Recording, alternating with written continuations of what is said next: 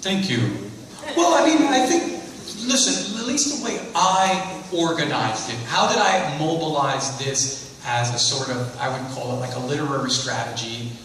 The way I kind of thought of it was this, yeah, is that white supremacy is a system that implicates all of us, period. You could be a lonely dude at the top of the Himalayas, and white supremacy has a tentacle right into your imaginary.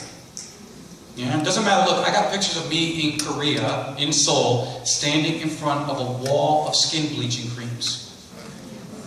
Yeah, and when I used to go to Jamaica every year, I would be in the smallest little Jamaican bodega, and I'd be like, oh, skin bleaching creams by the millions.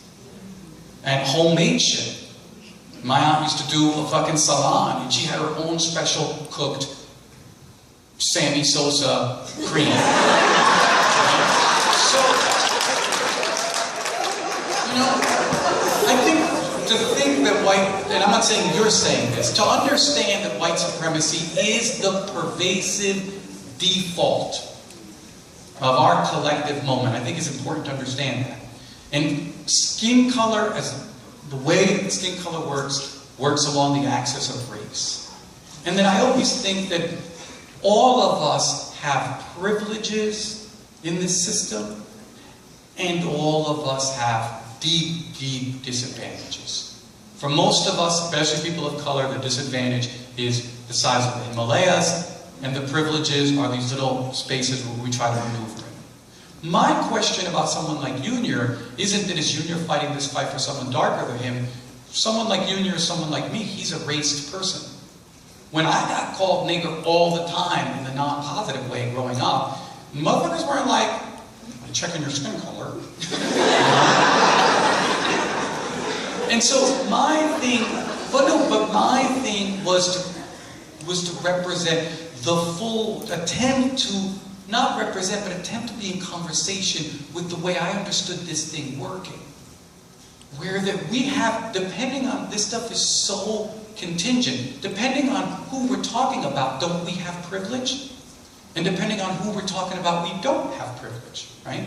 There's plenty of people that we're walking around and saying to them, you're so light-skinned. And in their family, they're being terrorized because they're racially marked.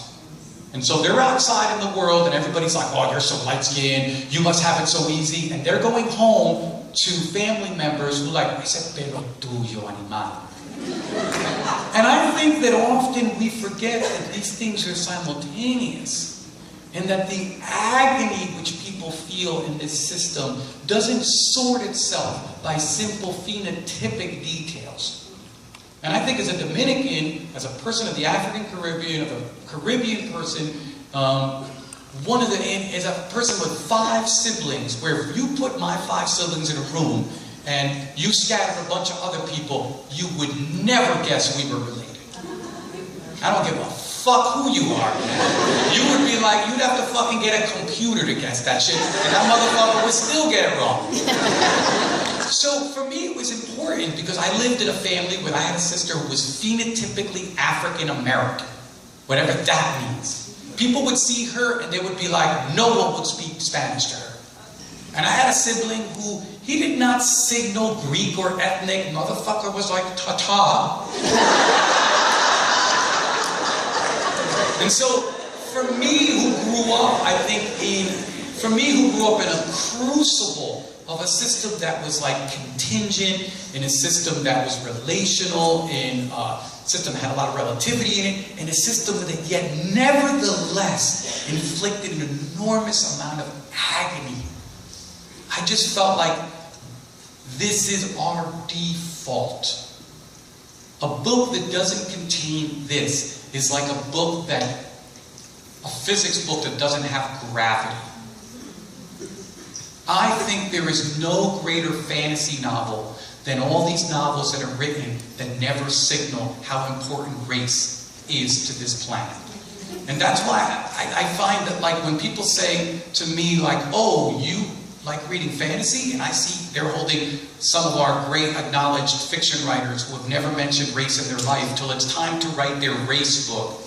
I'm like, You're really reading Lord of the Rings. I'm not reading Lord of the Rings, motherfucker.